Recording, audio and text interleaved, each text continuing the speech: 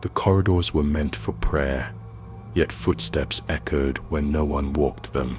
Candles melted into shapes that no hand had carved, and the sisters spoke of something that moved when their eyes were closed.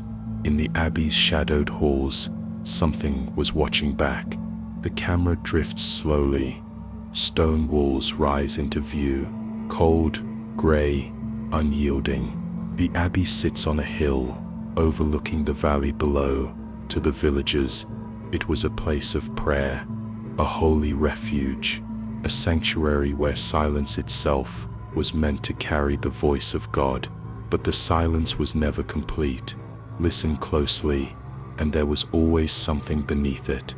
The faint hum of wind that didn't move the trees, the echo of stone shifting as if remembering an older weight. The land itself seemed restless.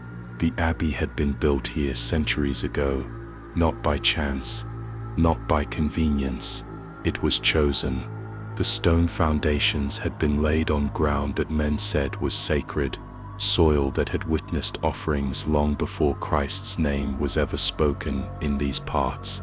The records describe it politely. They say the site was prepared, that it had already been a gathering place. But those who have walked the corridors late at night, they whisper something different, that the Abbey was raised on stones far older than the church itself, stones that were never meant to be disturbed. The first masons carried them from the riverbank. They carved them into blocks, smoothed and heavy, each one blackened at the core.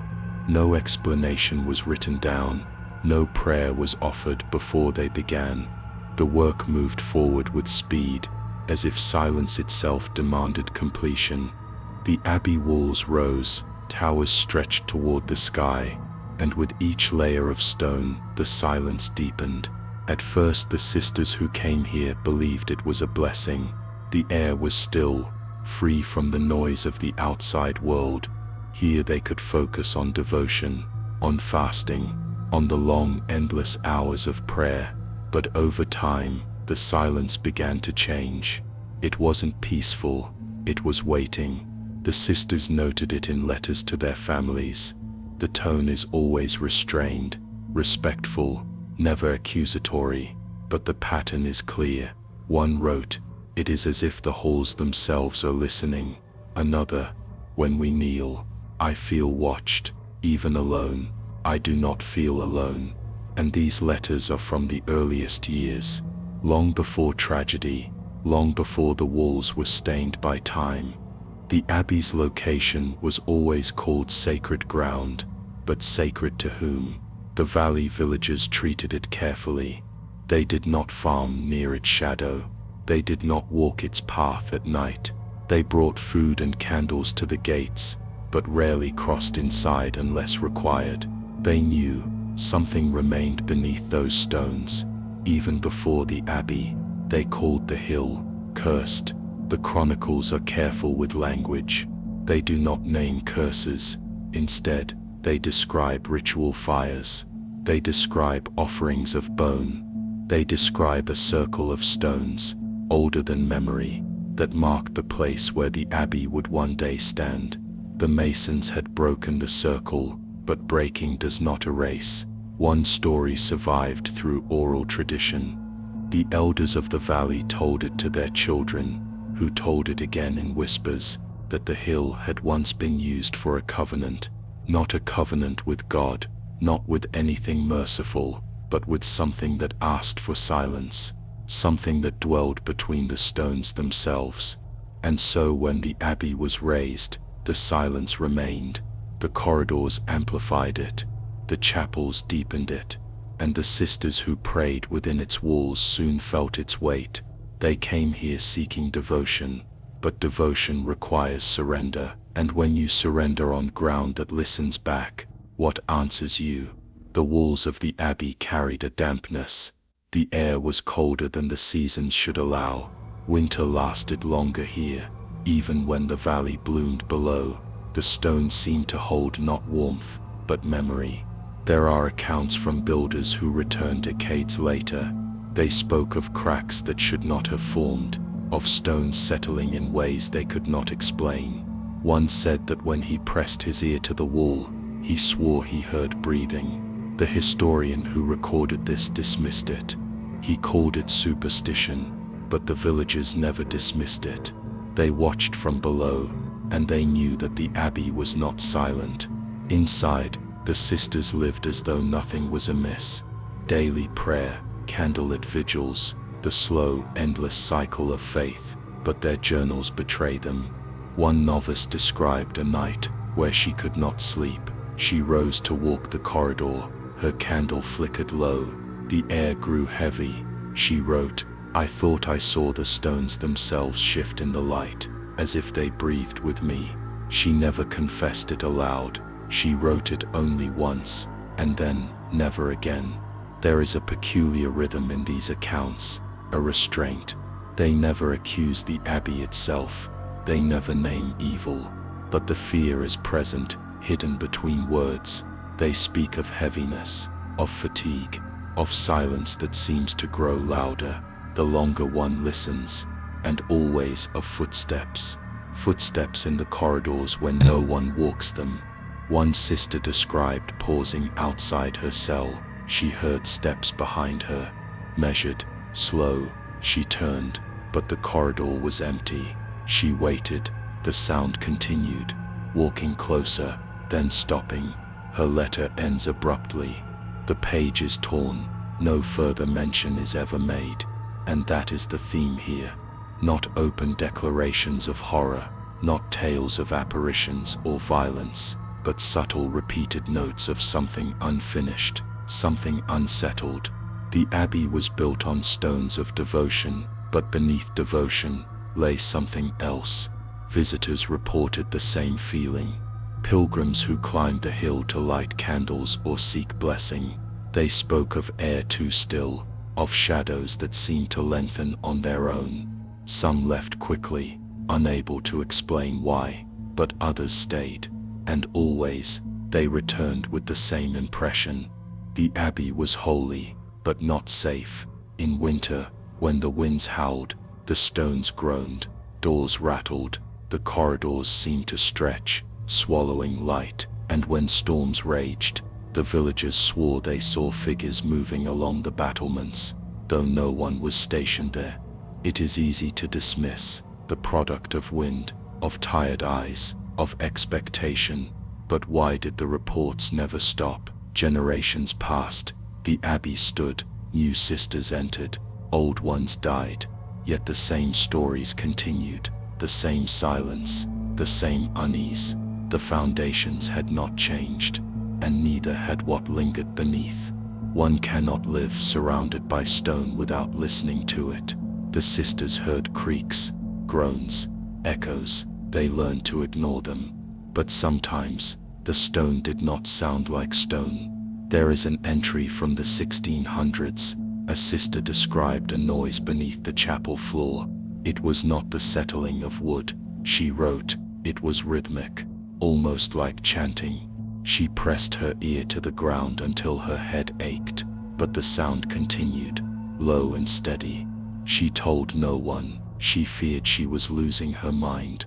But 2 years later, another journal repeats the same account, different hand, same description, and then another, always in the chapel, always beneath the stone. Centuries later, when modern historians reviewed the site, they dismissed the stories as symptoms of isolation. The abbey was secluded, the sisters were devout, their minds turned inward, filling silence with invention. But what if it was not invention? What if silence itself was the invention? What if beneath the calm of prayer and stone, something waited? The abbey became known for its discipline. Its sisters endured long fasts, rigorous silence. Visitors described them as withdrawn, even severe. Their eyes seemed tired, their voices thin. It is said that prayer purifies, but here, prayer seemed to hollow, and still the abbey stood. Rain eroded the walls, moss grew thick in the cracks, yet the foundation remained strong. The stones never crumbled, they held their weight with unnatural persistence.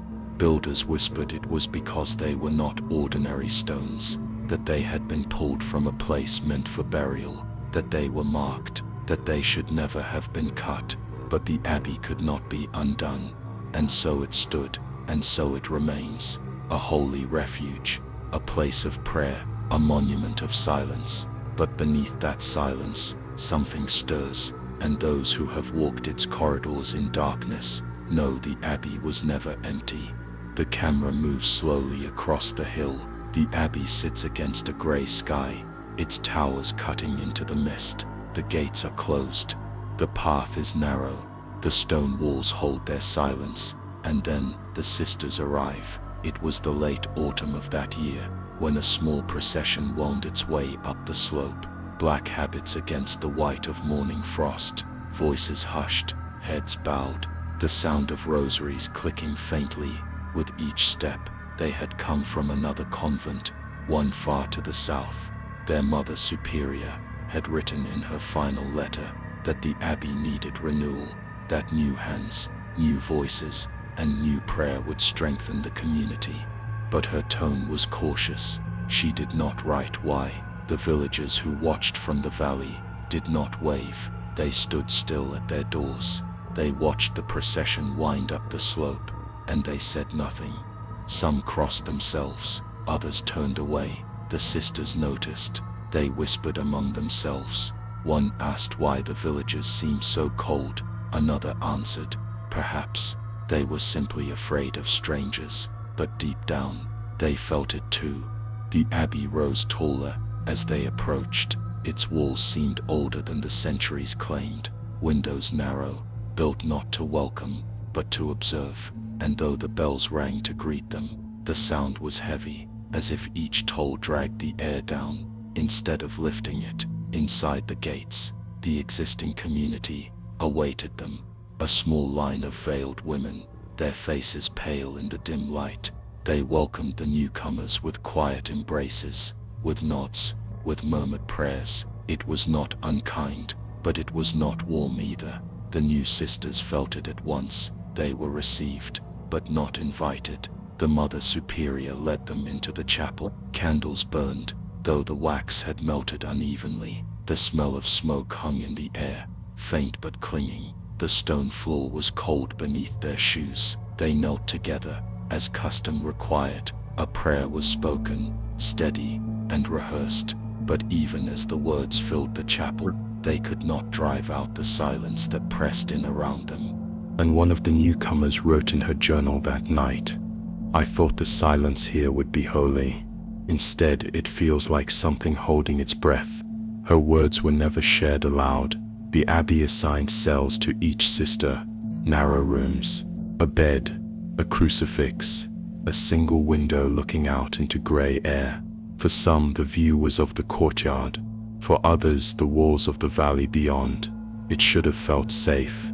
It should have felt like sanctuary. But several sisters later recalled the same impression. The walls were too close, the corridors too long. Even in daylight, there was a sense of being watched from corners where no one stood. The poor novice wrote that she awoke the first night certain she had heard footsteps outside her cell. She opened her door, but the corridor was empty. Still, the air seemed to shiver, as if disturbed by movement. She told herself it was nerves, but the feeling remained. Days passed. The routine settled in. Morning prayer, work in the garden, meals eaten in silence, to hours of chanting that seemed to blur into one another. And yet the abbey itself resisted them. The soil in the garden was rocky, hard to till. The air inside was damp. The walls absorbed their voices. Songs that should have lifted through the chapel roof instead fell flat, swallowed by stone. One of the older sisters noticed their unease. She offered quiet words. "It takes time to adjust.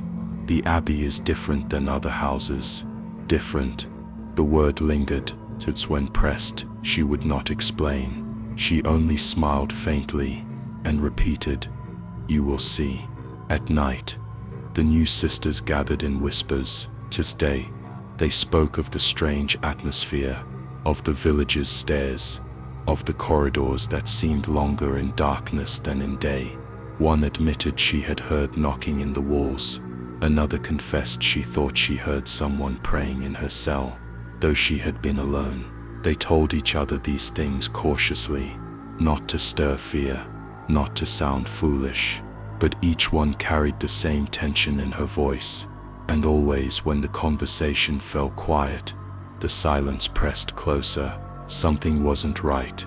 The older community remained reserved. They prayed with discipline. They worked with solemnity. But behind their eyes there was something else, a distance, a weariness. One of the newcomers later wrote, "They prayed as though forced, not by rule, not by faith, but by necessity, as if something required it of them." She asked one sister why the chapel doors were locked each night. The answer was brief: for protection. Protection from what? She asked. The other woman did not answer. The days grew colder. The wind rattled the shutters. Inside the Abbey, the newcomers grew restless. One evening, as they walked the corridors together, they noticed inscriptions faintly scratched into the stone, not carved, not painted, scratched with something sharp. Names, dates, fragments of words in Latin, half-formed, incomplete. They asked who had written them. No one replied. Later one novice tried to trace the letters with her finger. She felt the stone was deeper than it should be, as though the scratch had been made long ago, yet remained fresh. She did not touch it again. Their journals from this time all carry the same tone, a cautious optimism, quickly darkened by unease. They wanted to believe they were sent here for purpose, that their devotion would strengthen the Abbey, that their prayers would lighten the silence. But they could not escape the sense that they were not alone in their worship. One described the sensation most clearly. "When we pray, I feel it repeating the words with us, not above, not below, but inside the walls themselves." The letters were never sent. They remained hidden in drawers, in folded paper, between covers of psalms. And yet the fear continued to grow. The villagers refused to visit. Candles brought to the gate were left without words. The path up the hill seemed emptier with each passing week. The new sisters began to ask each other quietly, what had happened here before? Why had their Mother Superior urged renewal? Why had she not explained more? The answers never came. The older community kept their silence. The walls kept theirs. And still the days turned, marked by bells, marked by prayer. But prayer no longer felt like devotion. It felt like defense.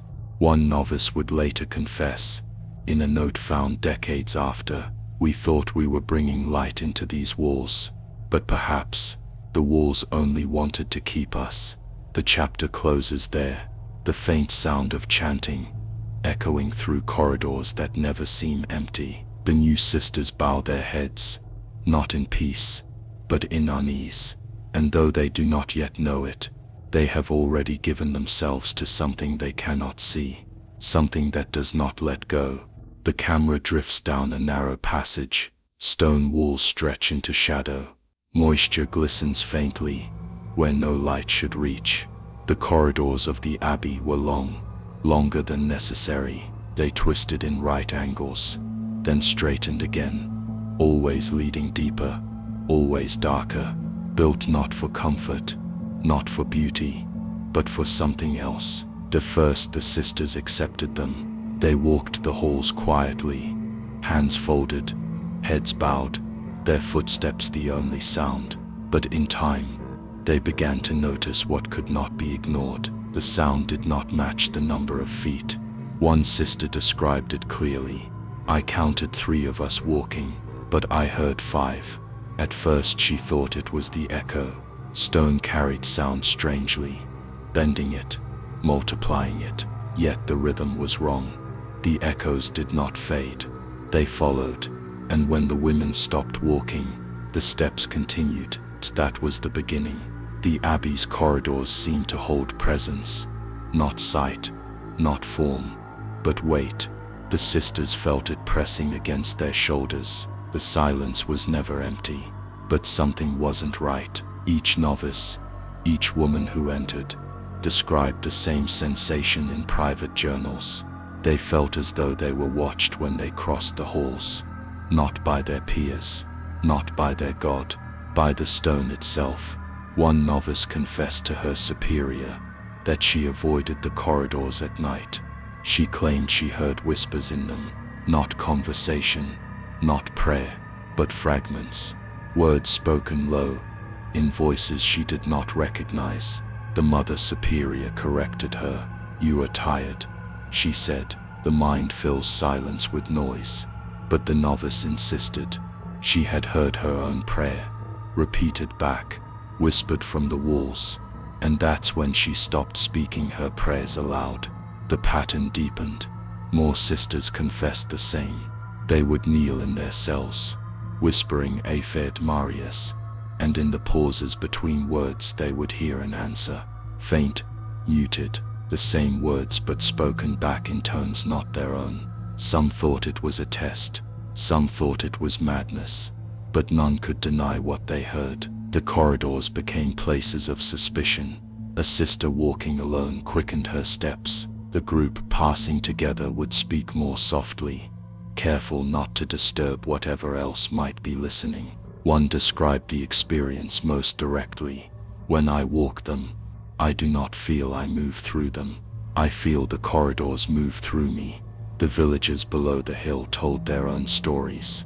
They said the Abbey's halls were built too long on purpose, that each stone was placed with intent, that the corridors were not for the sisters at all, but for something else that lived between them.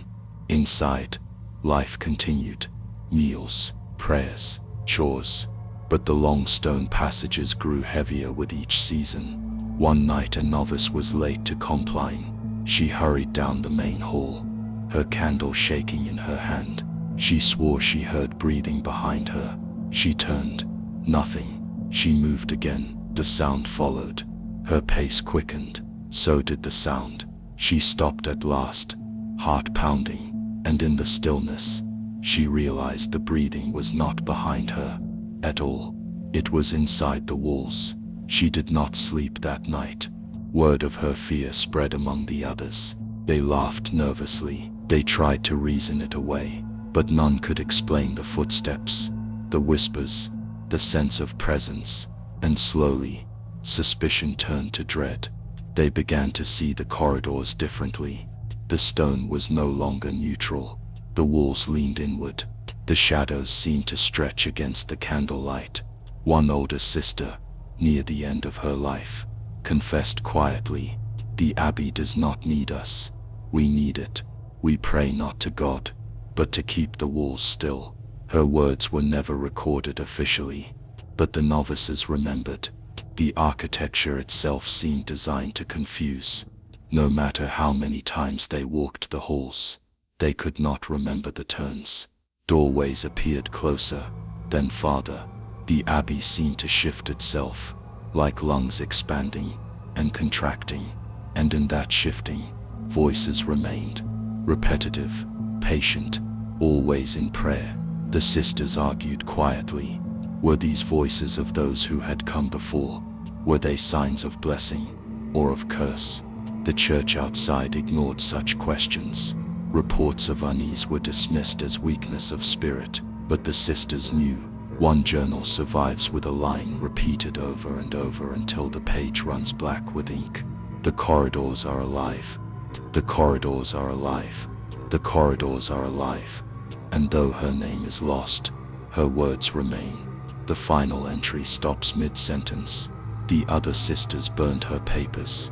They said they were dangerous, but fragments were hidden, preserved in secret drawers, discovered decades later, and what they reveal is consistent. The Abbey's halls did not serve the sisters. They served themselves. The women walked them in fear, and in time, they began to believe what they had whispered all along, that the Abbey watched them back. The corridors had become more than stone, more than silence. They had become a listener, a recorder, a mirror, And when the sisters prayed within them, the echoes were not echoes at all. They were answers, whispered from mouths that never drew breath. The chapter ends in that realization. The slow collapse of certainty, the hollow echo of devotion spoken to walls that reply. And the sisters now understood what they could not yet name. The abbey was not empty. It never had been. The chapel stood in stillness. Candle smoke curled toward the rafters, pale against the dim stone. Every sound inside seemed to linger longer than it should. The novices entered with caution. Their duties brought them here at odd hours, to sweep the floors, to light the lamps, to kneel when others were asleep.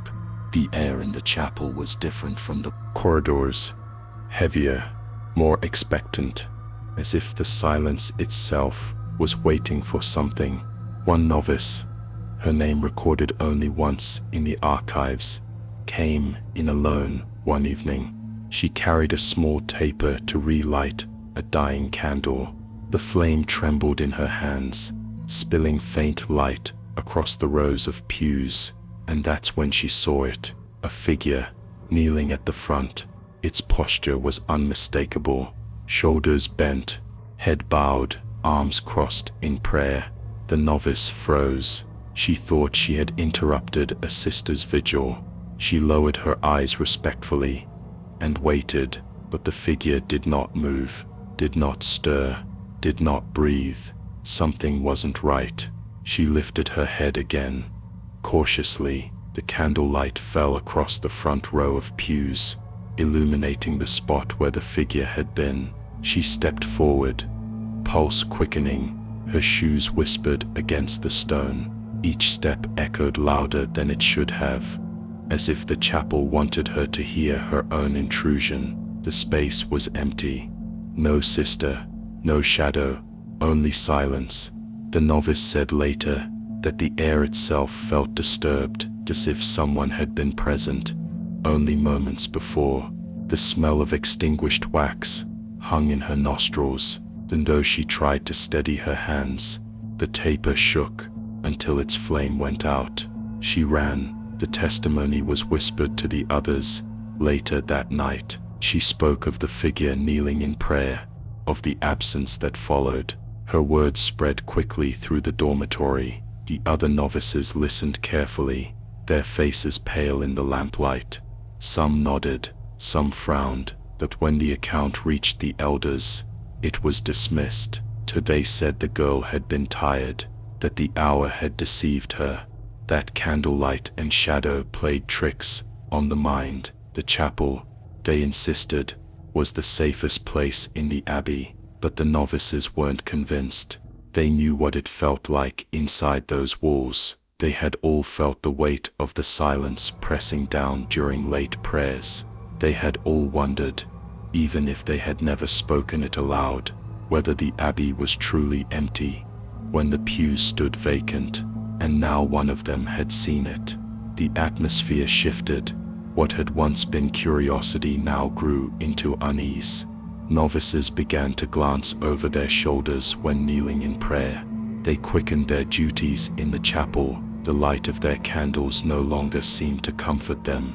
One admitted privately, "When I kneel, I feel someone is kneeling behind me, waiting, matching my every move." But these thoughts were not shared publicly. Fear was weakness, doubt was temptation, so the novices held their silence. The silence, it grew heavier, not just absence of sound, but pressure, a weight that bore down in the very moments meant for worship. The chapel seemed to punish those who lingered. The air thickened, almost damp, as though invisible walls pressed closer with every whispered prayer. And though the figure was never seen again, in plain sight, the impression of it remained. The memory of the novice's testimony did not fade. It became a ghost of suggestion, shaping every prayer that followed. The sisters still gathered in the chapel. They still knelt. They still folded their hands. But in their stillness, they now wondered, who else was kneeling with them? The elders did not ask this question. They told the novice her vision was an error, a dream between waking and sleep. But the novices knew. They had all felt it. The space at their side that seemed occupied, the breathless nearness that vanished the instant they turned. And from that night onward, the silence of the chapel was no longer empty. It was crowded, not with bodies, not with voices, but with presence. The novices prayed faster, their whispers became clipped, rushed. They left as soon as they could. They avoided solitary vigils, but the silence remained, and it grew heavier still.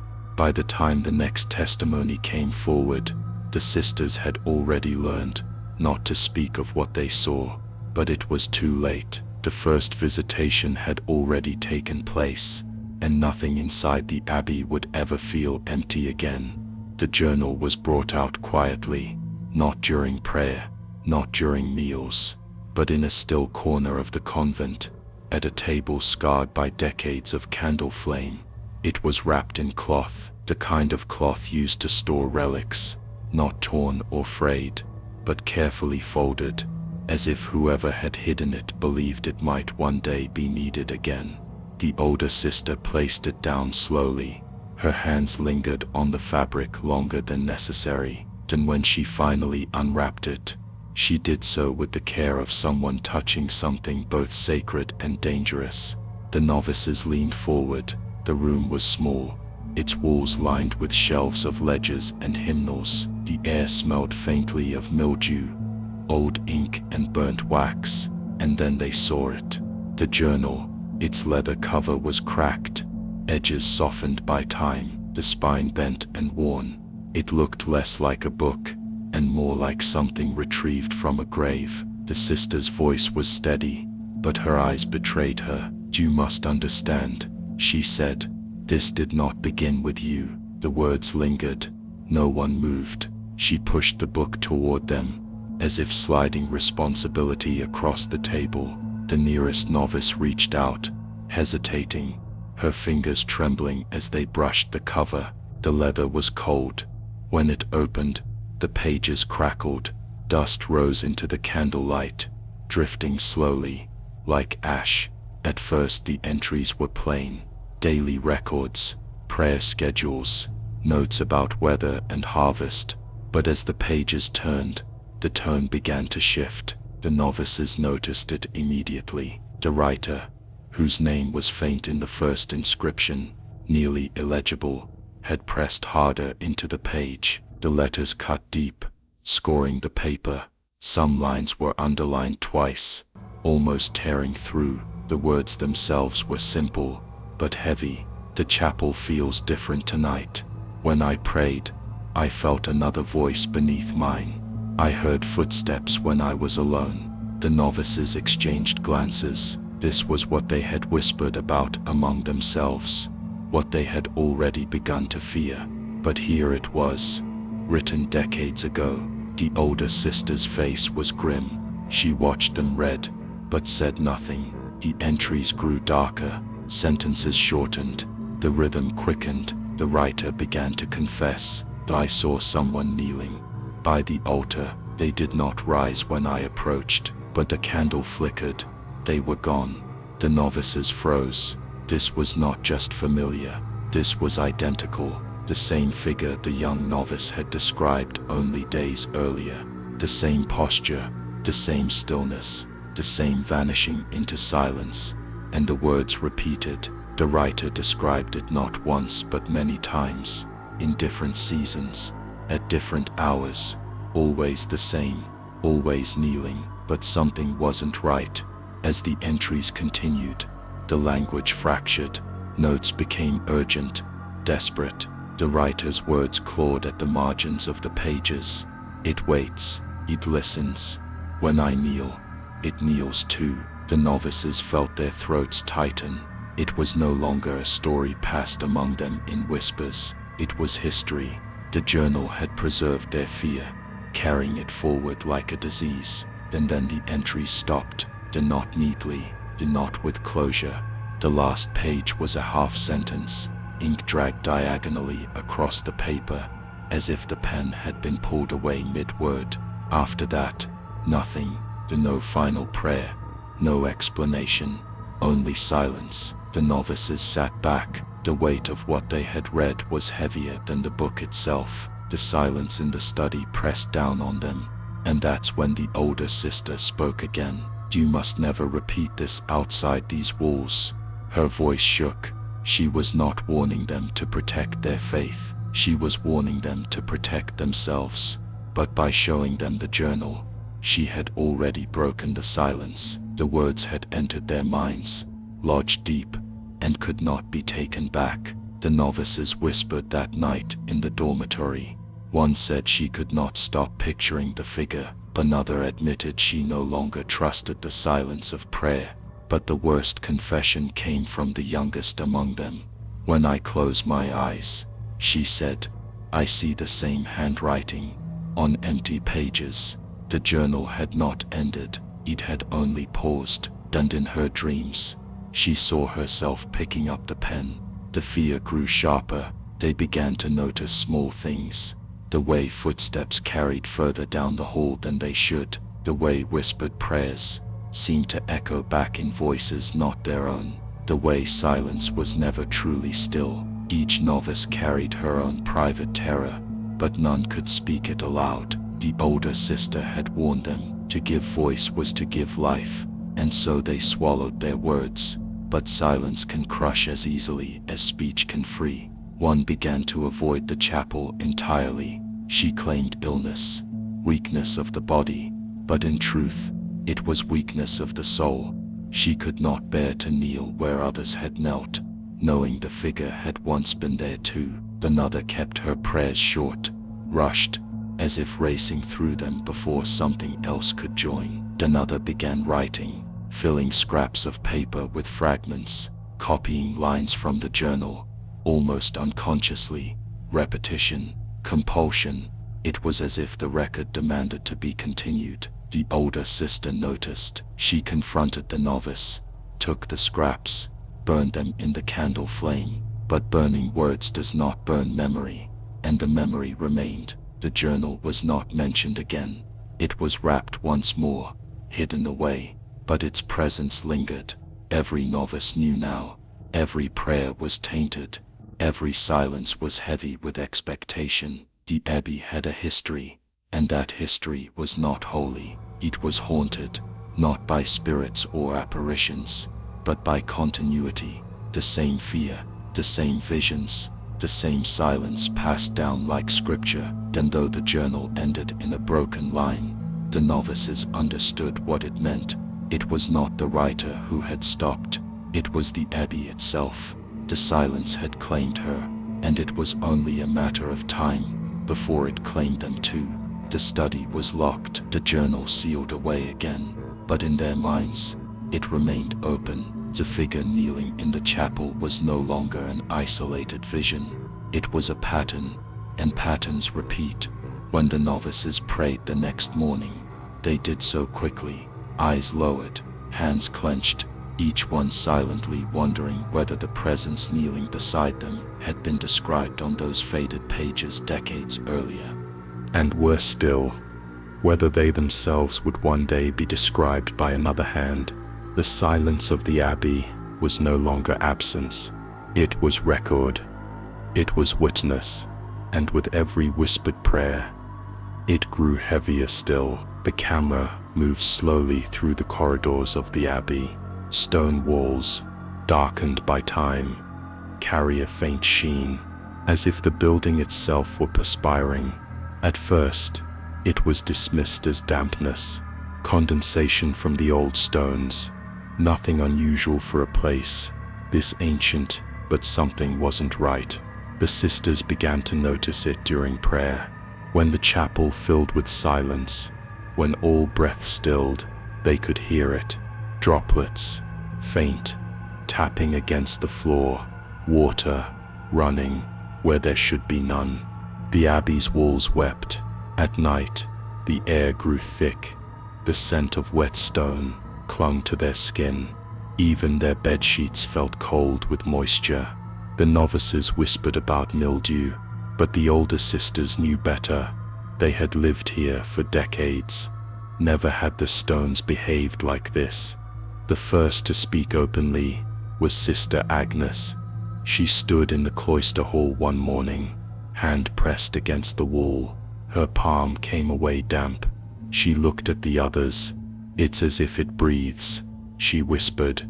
They laughed nervously, but none of them forgot, because every day after, the Abbey seemed to shift. Corridors lengthened, doorways narrowed, places they thought they knew bent against memory. One sister swore she turned a corner and found herself at the wrong end of the hall. Another claimed her own cell was smaller when she returned to it at dusk. At first, they questioned their exhaustion. Endless prayers, endless work could wear down the mind. Perhaps their senses betrayed them, but then the crucifix moved. It was Sister Helen who saw it. She had knelt in the chapel before dawn. Candles flickered faintly. Her lips moved in rhythm, whispering the words she had spoken every morning of her life. When she raised her head, she froze. The crucifix above the altar, the Christ that hung there, eyes carved in wood, eyes that had never been alive. They were looking at her. Helen did not scream. She could not. Her body went still, as if something in her bones had locked her into place. The gaze burned into her, but when she blinked, it was gone. The crucifix hung as it always had. Still, she told no one. Not that day, not the next, because she feared the others would dismiss her, as they had dismissed the novice. But fear does not stay buried. It spreads, it grows, and soon she found herself confiding in Sister Agnes. Agnes did not laugh. She only stared at the floor, and then she whispered, "You saw it too." The sisters were not losing faith, but faith was losing its grip on them. Every prayer was marked with hesitation. Every glance at the altar carried unease. And still, the Abbey continued to shift. One evening, a novice carried bread from the kitchens to the refectory. When she turned, the doorway she had passed through was gone. Only stone stood there, sheenless, cold. She dropped the tray. The bread scattered. Her knees buckled. But when the others came running, the doorway was back, exactly where it had always been. Her testimony was written off as nerves, but she could not forget the way her hand had pressed against smooth stone, stone where no door had been. The priests who visited spoke of fatigue, of delusion. They counseled discipline. They told the sisters to pray harder, to hold to order. But prayer no longer brought order. It brought only silence. And the silence was heavy, thicker than the stone, heavier than the air. When night fell, some began to avoid the chapel, not openly, never openly, but excuses grew frequent. Illness, fatigue, tasks unfinished. The altar no longer felt safe. It felt watched, and that was when the first fracture appeared, not in the stone, but in faith itself. Because if the Abbey, the house of God, could shift and breathe, if crucifixes could turn their gaze, if walls could bleed, then what had they been kneeling to? The oldest among them, Sister Miriam, confessed her fear in private. She had lived within these walls for 40 years. She had prayed at that altar longer than any other, but she no longer trusted it. Her hands trembled when she made the sign of the cross. "I think," she whispered, "that it sees us, not him." Her words spread like a plague, whispers in the halls, uneasy glances in the refectory. Faith faltered, and in its place came something else. Suspicion, fear, the kind of fear that lingers in silence.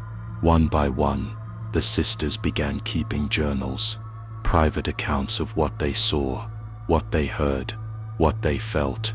Some wrote of footsteps where none should be, others of doors shifting, shrinking, closing them in. One claimed she saw a face in the stone. Another swore the wall was breathing beside her bed. But the most haunting entry came from Sister Helen. She wrote of the crucifix again, and this time, she did scream, because during evening prayer, with the others beside her, she swore the Christ turned his head, not toward her, not toward any one sister, but toward the wall, as if watching something only he could see. The chapel erupted in panic. Some fell to their knees. Others fled. Candles toppled. Wax spilled like blood across the stone. The priests called it hysteria, a trick of the eyes, collective suggestion. But the sisters knew better, because they all saw it, every one of them. And from that moment, the Abbey was never the same. Its walls continued to sweat, its halls continued to bend, and their faith continued to fracture, until even silence felt dangerous, because silence was where the Abbey lived, and in silence, it waited for the next shift, for the next fracture, for the moment faith would finally collapse. And that collapse had already begun. The night lay heavy over the Abbey. The courtyard, usually bathed in silver moonlight, was swallowed by shadows that seemed thicker than they should have been. The air was still, not the peaceful stillness of rest, but the kind that waits. 2 sisters moved in silence, their veils drawn close, their steps careful against the uneven stone. They had not spoken of their plan aloud, not once, only through glances, through pauses that lingered too long in the refectory, through the way one would rise when the other did. Fear bound them together, fear, and the sense that the Abbey was no longer a place of God. They did not carry bags. They did not carry food. Only their rosaries, tucked into their palms, as though these beads could still anchor them to something holy. But something wasn't right. Every door they passed seemed taller in the darkness. Every corner stretched. The Abbey did not sleep. It watched. At the great wooden gate, Sister Agnes fumbled with the iron latch. Her fingers trembled, slick with sweat.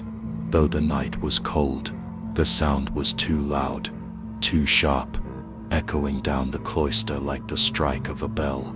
She froze. They listened. Nothing. The other sister, Helen, urged her with a glance. Agnes pulled again, harder. The latch gave. The door creaked. The air outside was damp, colder than it should have been. A mist hung over the ground, swallowing the path before them, but it was freedom. They stepped out together, one breath, then another. The night embraced them. The courtyard fell behind them. The walls of the Abbey loomed at their backs. Neither looked back, neither dared. The path to the outer gate was clear in their memory. Straight, only a short walk through the garden, and across the narrow stone bridge. They had walked it many times in daylight, but tonight, the path bent, the garden seemed deeper, the hedges taller, the trees leaned closer, their branches tangled overhead like a net. The mist thickened with every step. Helen whispered, "Keep walking." Her voice shook. Agnes nodded, though her breath came fast. Her rosary pressed hard into her palm, beads cutting into her skin. They walked until their legs ached, until the mist burned their throats, until the garden gave way to stone again. And that's when they saw it. The Abbey's door, the same one they had just left through. Wooden, Toll's iron latch glistening in the dark. They stopped. The silence pressed against them. It was not the silence of night. It was the silence of stone, of walls listening. Agnes took a step back. Her stomach turned. Her mind told her this was impossible. The path had been straight. It had always been straight. Helen whispered, "No." Her voice cracked. She shook her head. She whispered again, louder, "No." But the door stood waiting. The Abbey had taken them back. They stared at it as if staring could break its hold. But the mist coiled tighter. The night closed in. There was nowhere else to go. Their feet moved without will. Drawn, pulled, the Abbey held them in its embrace. When their hands touched the latch again, it was warm, as if the door had been waiting. The hinges groaned. The door opened, and inside was not the courtyard. It was the cloister hall. Candles flickered along the walls, though neither had been lit when they left. Shadows stretched long, bending unnaturally across the stone. They had returned through a door they had never opened. Agnes fell to her knees. Her body shook with sobs. She tried to silence. Helen stood frozen, her lips moving with a prayer that made no sound. The Abbey had swallowed them. From that night forward, neither spoke of escape again. Their silence became part of the walls. And the other sisters, they saw it in their eyes. Faith had not carried them out. Fear had carried them back. And in the Abbey, there was no outside. Only stone, only silence, only the embrace that never let go. The Abbey had always been a place of distance. Distance from the world, distance from sin, distance even from time itself. Its walls were old enough to seem eternal, and for centuries they had been left untouched. But now, the silence that surrounded them no longer felt holy. It felt deliberate. It felt heavy. It felt like a silence that was watching. The sisters had lived for months with unease pressing against their prayers. Every corridor whispered. Every chapel seemed filled with shadows that bent closer when they bowed their heads. They had carried these burdens alone, but fear has a way of pushing the faithful into action.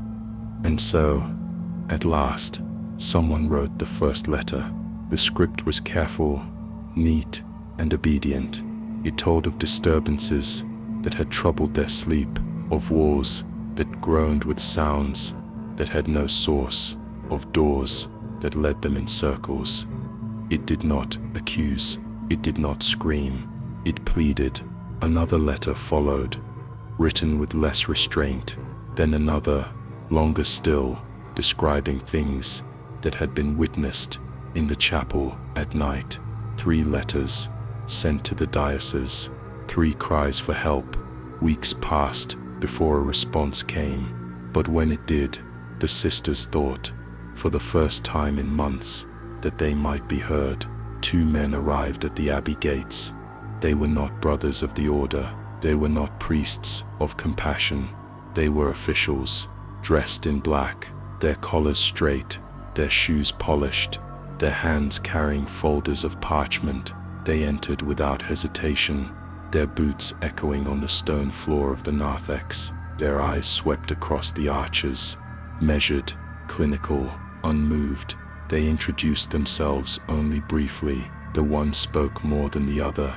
His tone was clipped, polite, but distant. They explained their duty: to inspect, to listen, to report. And so, the sisters were gathered. The officials asked their questions with calm authority. What had they seen? What had they heard? What exactly had they written in their letters? The sisters tried to explain. One told of hearing footsteps in corridors when none were walking. Another spoke of prayers whispered back in unfamiliar voices. Another wept as she described seeing a figure kneeling in the chapel, only to vanish when she approached.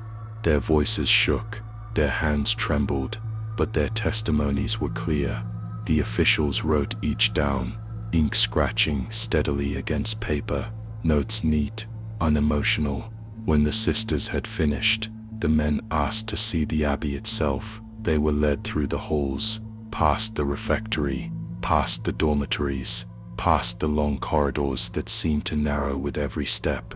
The sisters hoped they would hear it, that the silence itself would betray the truth, that the walls would groan, as they so often did at night, that the crucifix above the altar would shift its gaze, even for an instant.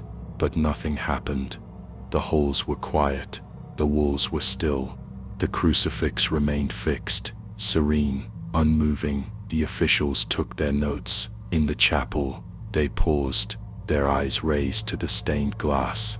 One scribbled something onto his paper, the other adjusted his collar and sighed.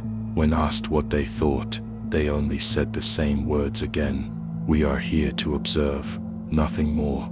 The sisters waited for days after their visit. Prayers grew tense, desperate. Surely the men would see the urgency. Surely their notes would make plain what had been happening here.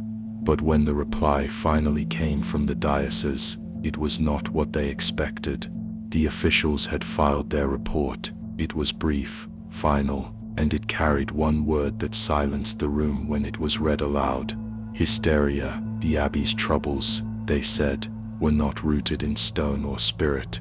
They were rooted in the minds of the sisters themselves. Too much solitude, too much devotion, too much imagination.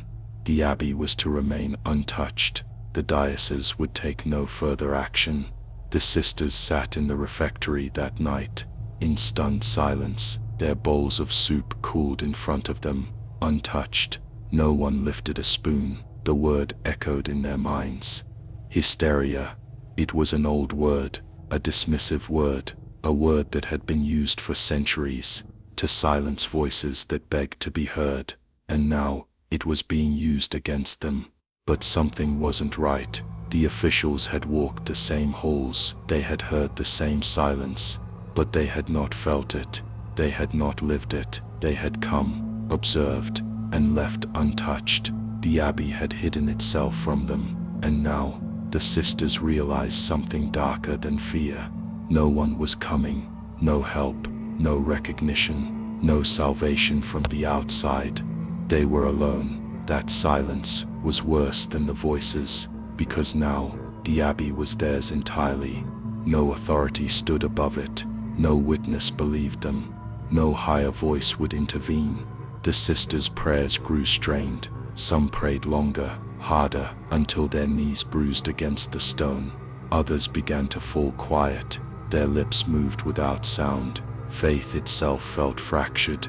The silence of authority had cut them deeper than any wound. It told them they could not be believed, that what they suffered was not real.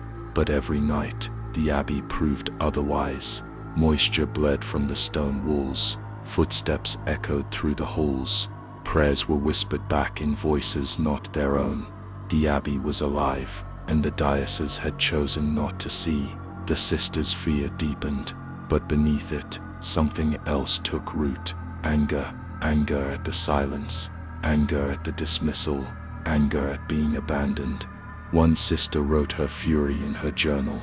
She filled pages with words that were never meant to be spoken. She cursed the diocese. She cursed the silence. And in the margins her handwriting grew jagged, breaking into shapes that were barely letters. Another stopped speaking altogether. She carried her beads but never moved them. Her prayers were locked inside her chest.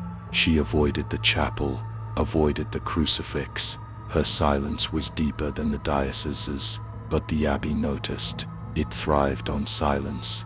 It thrived on fractures. The more their faith splintered, the heavier the walls seemed to breathe.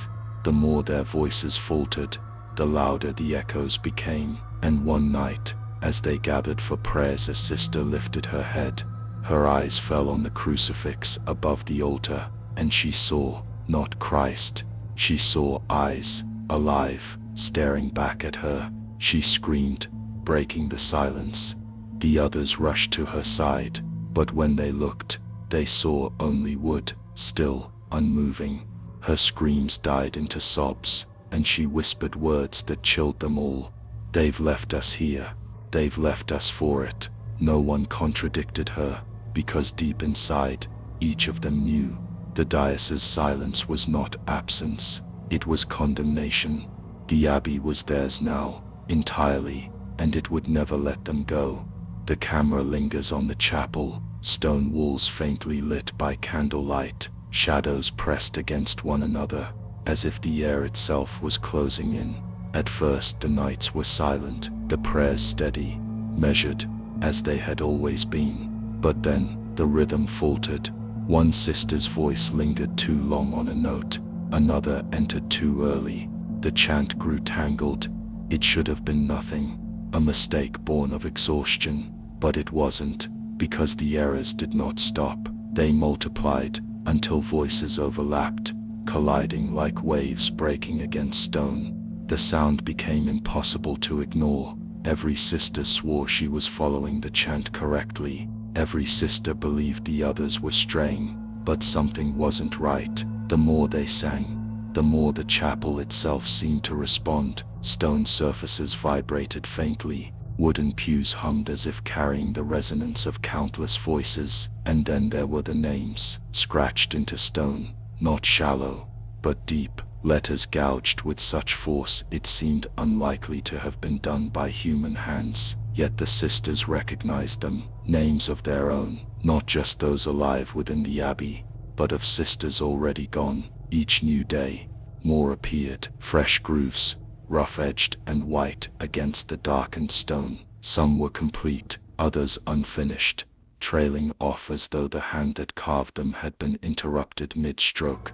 No one admitted to doing it, no one confessed, but all could feel the walls closing in with every new name that appeared, and the chanting grew worse. It was no longer a prayer, it was noise, a dense, crushing sound that built in the air, shaking rafters, pressing down on the chest until breathing itself became labor. The sisters covered their ears. They clutched rosaries so tightly the beads cut into their palms. Some begged for silence, others begged for guidance, but the chant would not stop. It was inside them, inescapable. Even when the voices ceased, the echoes remained, low, guttural, carried beneath thought, and then, one by one, they began to vanish. At first, no one said it aloud. A sister missing from her pew was assumed to be ill, or elsewhere in the Abbey, but the beds remained empty, the halls silent, and the names kept appearing, each disappearance followed by new letters cut into the stone.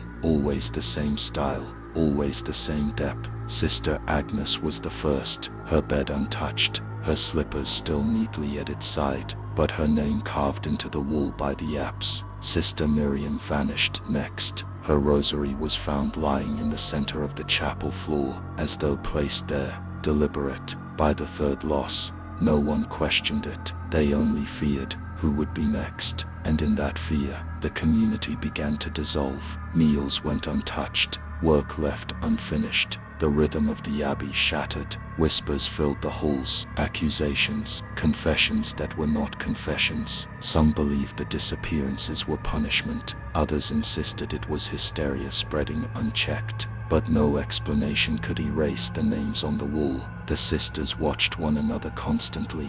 Every shadow was suspect, every flicker of movement a threat. Sleep became rare, prayers became frantic, and still, the chant rose in the night, not from mouths, but from stone. The walls themselves seemed to speak, layer upon layer of voices, indistinguishable, smothering. The sound was unbearable, the fear, unending, and one morning, the chapel stood nearly empty. Benches that had once held rows of sisters now sat hollow. Only a handful remained, each staring forward, silent, paralyzed, their names already scratched into the stone behind them. But no one dared turn around, because to look at the wall was to admit it was true. The Abbey had not lost its hold, it had only begun to tighten, and the survivors realized, in the hollow echo of their own silence, there would be no prayer strong enough to stop what was coming. The stone was already writing the ending for them. Their collapse was not a matter of if, only when. The camera drifts slowly across the hillside.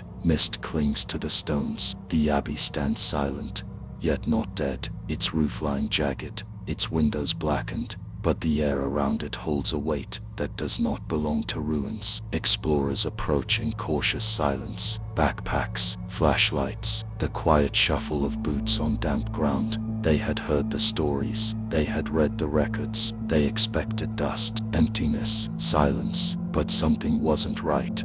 Because before they even crossed the threshold, they could hear it, a faint hum, low, steady, like voices buried beneath stone. They paused, listening, breath clouding in the cold air, and one of them whispered, "Do you hear that?" The door gave way with little resistance. The groan of wood, long unused, a draught of air that smelled of wax and mildew. The inside, the corridors stretched, walls damp to the touch, moisture running down, as though the stone itself were sweating. But it wasn't the water that made them stop. It was the light. Candles, set in iron brackets, flames steady, wax dripping, fresh, not ancient, not relics of another time, candles that had been lit recently, and yet the abbey had been abandoned for decades.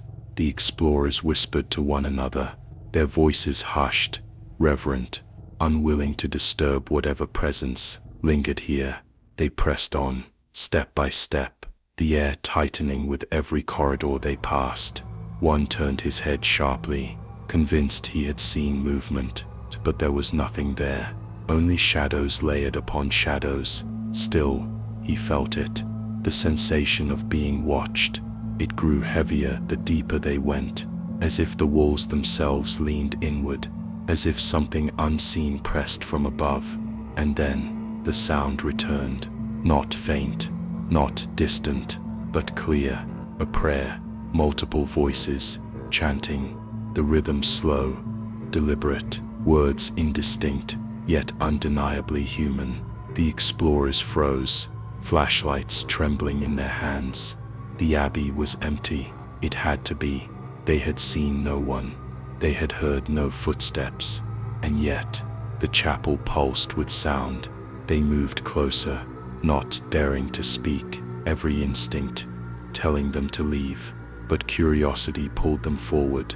The doorway yawned before them, the great chapel hall, high arches, dust layered thick on pews, cobwebs spanning rafters like shrouds, and yet candles still burned, every row lined with flickering light. And in the center aisle, a book lay open, its pages curled, yellowed, but the ink was fresh, black, still wet in places. One of them stepped forward, slow, careful, his breath shallow. He leaned in, eyes scanning the page, and his face went pale, because the words written there were names, dozens of them, every name that had ever belonged to the abbey, scratched not into stone this time, but written, letter by letter, in the book. And at the bottom of the page, two new names, not nuns, not clergy, but their own. The explorers staggered back, shaking their heads, denying what their eyes showed them. And that's when he heard it, a whisper, low, directly behind him. He spun around, but the aisle was empty. Still the whisper lingered, pressed against his ear like cold breath. The group panicked. The voices collided. Flashlights darted across walls, corners, rafters, but the abbey remained still. Only the candles moved, flames bowing, bending, as if to something unseen. They turned to flee, racing down corridors that seemed longer now, twisting, shifting, leading them back where they began. Every door they opened spilled them into the same hall, the same book, the same candles. It was not possible, but it was happening. The abbey was not empty. It had never been empty, because the watchers had not left.